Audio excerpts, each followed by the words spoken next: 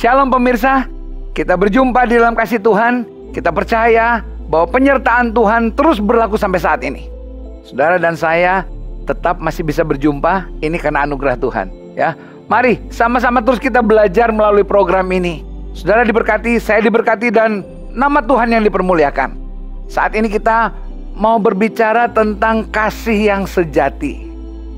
Saudara, kata sejati ini perlu dilekatkan dengan kata kasih.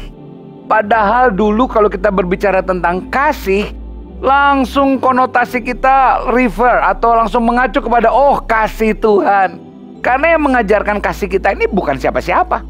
Manusia nggak bisa mengajarkan kasih. Kasih itu datang dari Tuhan. Tuhanlah yang pertama mendemonstrasikan kasihnya, dan manusia belajar. Tetapi yang terjadi sekarang, manusia mengeksploitasi kasih ini. Jadi kasih ini perlu diberikan satu tambahan kata, kasih sejati. Sejati itu artinya tidak akan berubah walaupun keadaan seperti apa-apa. Kasih yang sejati itu seperti lagu mengatakan, ada kasih Tuhan tidak lekang oleh panas, tidak layu oleh hujan. Jadi terus bertahan. Nah, kita perlu sama-sama renungkan, dunia ini kehilangan kasih yang sejati. Kasih di dalam dunia ini sudah menjadi kasih yang penuh dengan motivasi-motivasi yang buruk.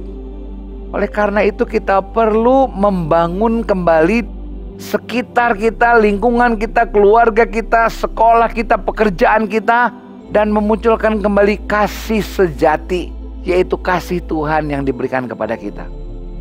Yohanes 3 ayat yang ke-16 mengatakan, karena begitu besar. Kata begitu besar itu kita tidak bisa batasi dengan ukuran. Begitu besar kasih Allah akan dunia ini, sehingga dia mengaruniakan anaknya yang tunggal, supaya barang siapa yang percaya kepadanya tidak akan binasa, melainkan beroleh hidup yang kekal. Nah, itulah pertama, kasih itu diberikan oleh Allah Bapa kepada kita. Dan kasih itu diwujudkan puncaknya ketika Yesus mati di kayu salib. Lalu, dan itu hilang. Padahal sebetulnya kasih itulah yang dibutuhkan oleh kita untuk kita bisa membangun kehidupan ini, untuk kita bisa memanifestasinya kepada orang lain, untuk supaya ini kita bisa mengubah dunia ini yang sudah kehilangan kasih. Dan itu perlu kasih yang sejati. Oleh karena itu perlu kita pikirkan, kita harus kembali bahwa kasih sejati hanya datang dari Tuhan, tidak dari tempat yang lain. Yesus Kristuslah yang pertama memperkenalkan kasih sejati. Yang kedua, ketika kita terima kasih sejati, kita perlu membangun. Ya, kasih itu seperti bibit yang diberikan dan perlu dikembangkan. Perlu terus disirami setiap hari. Oleh karena itu saya mengajak kita semua. Ini ada hal-hal yang sekarang mungkin sudah sedang hilang, yaitu membaca firman Tuhan dan berdoa. Orang sudah menganggap itu sesuatu yang nggak perlulah baca buku lain aja. Oh tidak.